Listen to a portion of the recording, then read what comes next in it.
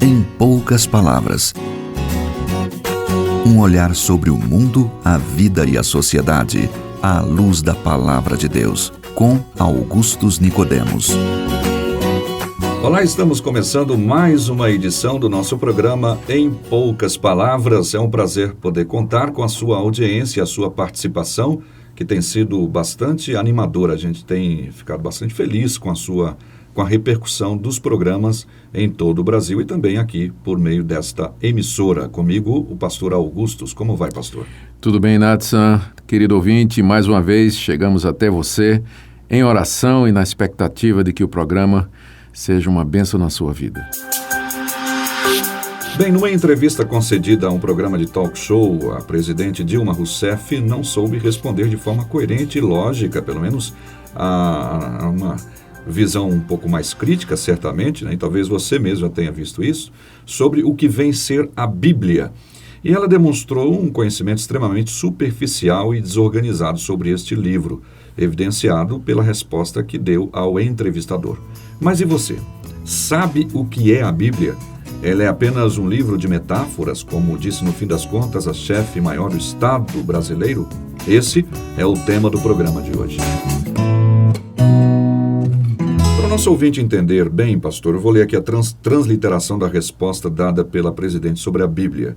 Ela disse assim, abre aspas, é uma leitura que ela envolve de todas as maneiras, além de ser uma expressão religiosa de da religião da qual nós, a maioria do Brasil, compartilha, mas, além disso, e ela tem uma alta qualidade literária e tem também histórica.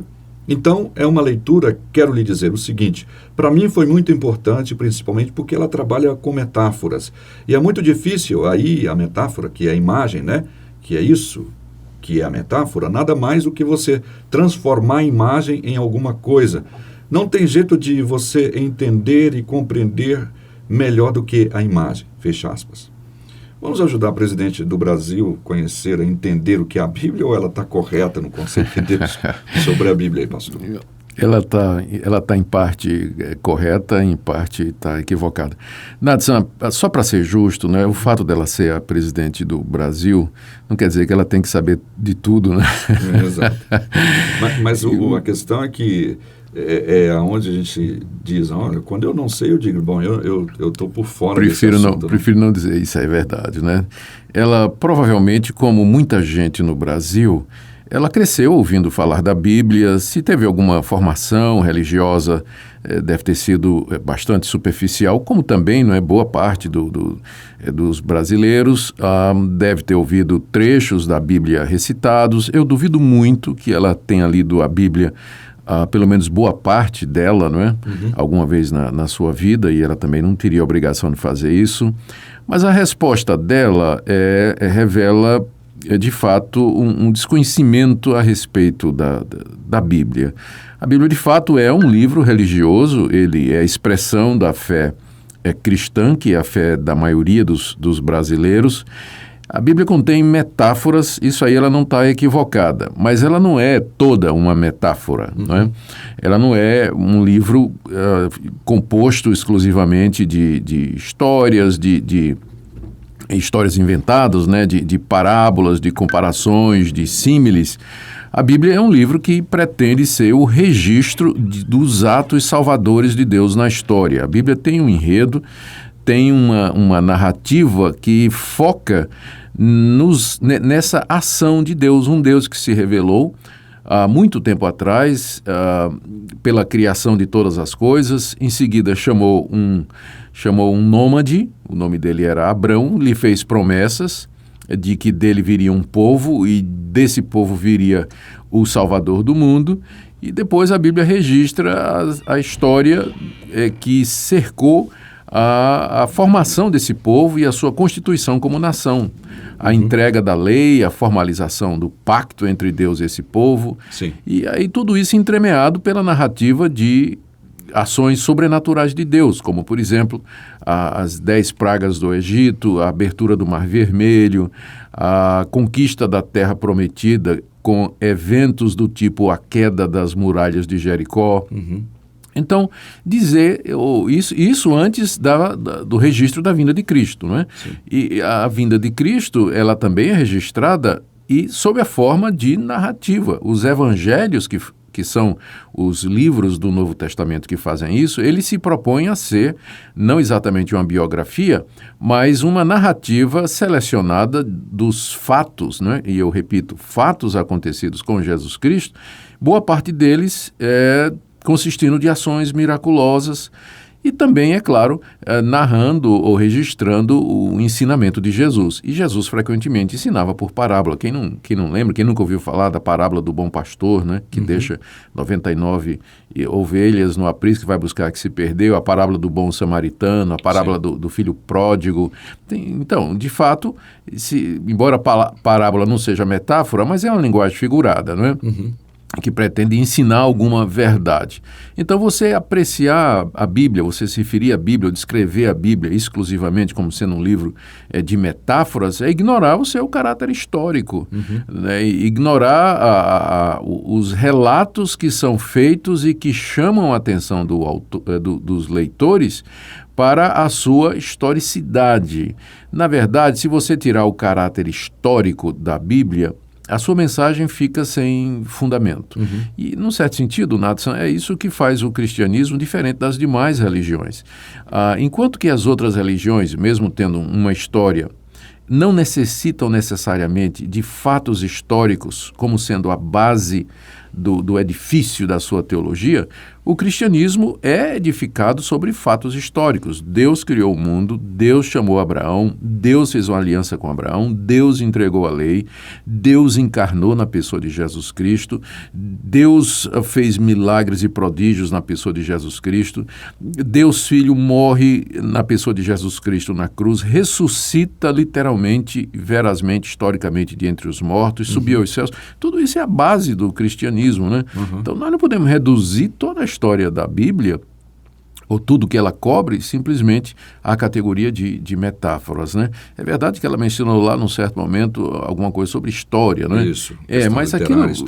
Mas aquilo parece que passou de raspão, né? O foco da resposta dela, o que impressionou a presidente em algum momento foi que ela deve ter lido, ouvido, né? Algumas das parábolas, né? Algumas das comparações, símiles, metáforas do tipo, eu sou a porta, eu sou o caminho. Isso é uma metáfora, né? Eu sou a porta, eu sou o caminho, eu sou o pão da vida, Deus é luz, né? E ela ficou impressionada com isso e provavelmente pensou que a Bíblia é um livro que ensina a religião através de metáforas. Não está excluído, mas com certeza as metáforas, as comparações e as parábolas, elas constituem uma parte muito pequena do que a Bíblia realmente é, que é o registro dos atos salvadores de Deus na história, antes de Cristo e depois de Cristo. E é isso que faz da Bíblia um livro único, o livro mais lido, traduzido no mundo inteiro.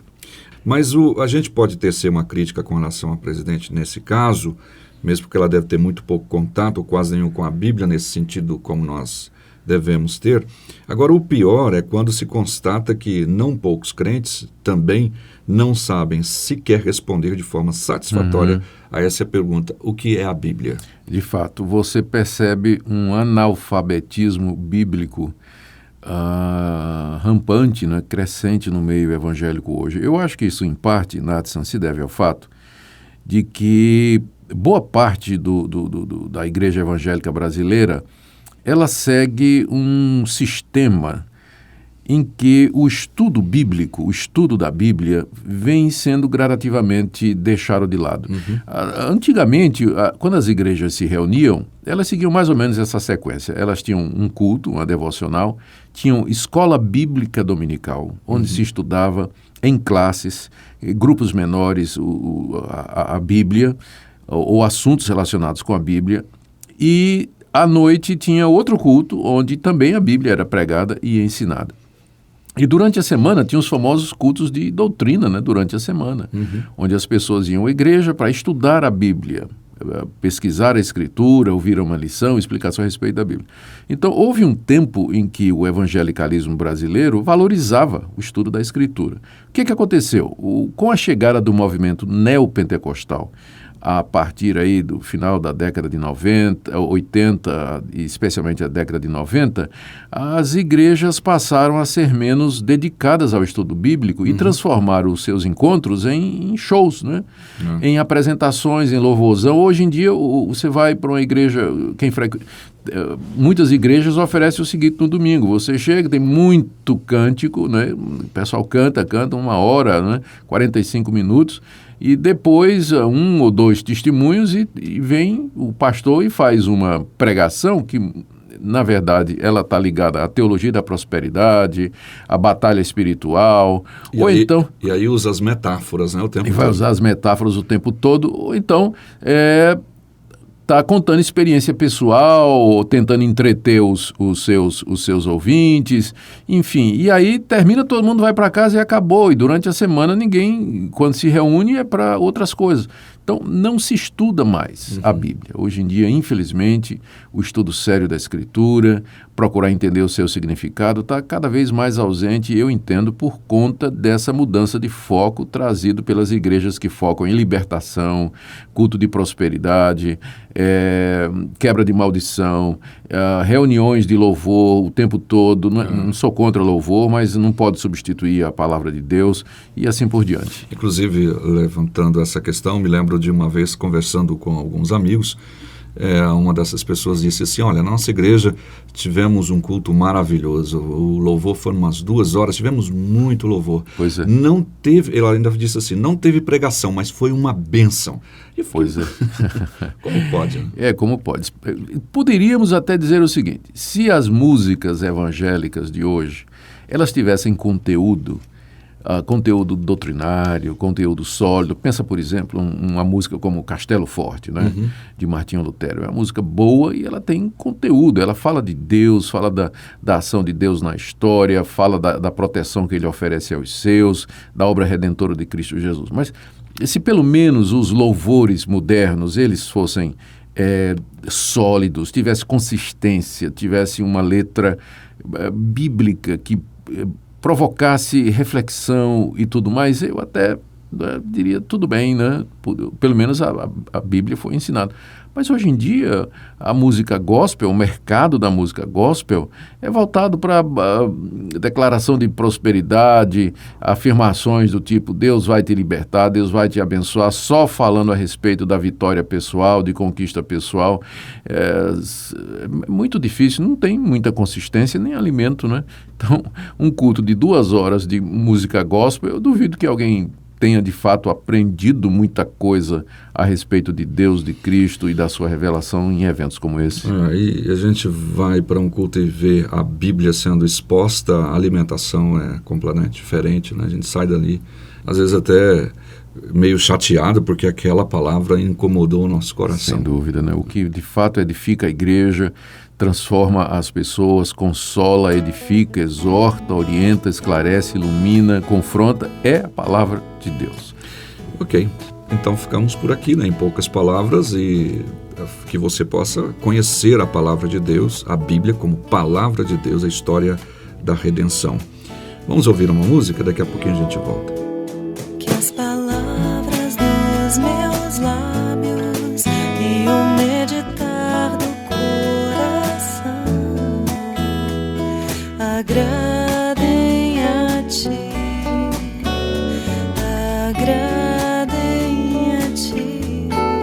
Que as palavras dos meus lábios e o meditar do coração agradem a Ti, oh Senhor. Chegamos ao final de mais uma edição do nosso programa Em Poucas Palavras. Obrigado pela sua audiência e pelas suas participações aí pelo WhatsApp, pastor. Muito obrigado, querido ouvinte, pela sua audiência e até o próximo programa. Em Poucas Palavras. Um olhar sobre o mundo, a vida e a sociedade, à luz da Palavra de Deus. Apresentação, Nadson Matias. Comentário, Augustus Nicodemos. Um programa da Primeira Igreja Presbiteriana de Goiânia, Rua 68, esquina com 71, Centro. Visite o nosso site www.pipg.org.br. Apoio Seminário Presbiteriano Brasil Central, Goiânia.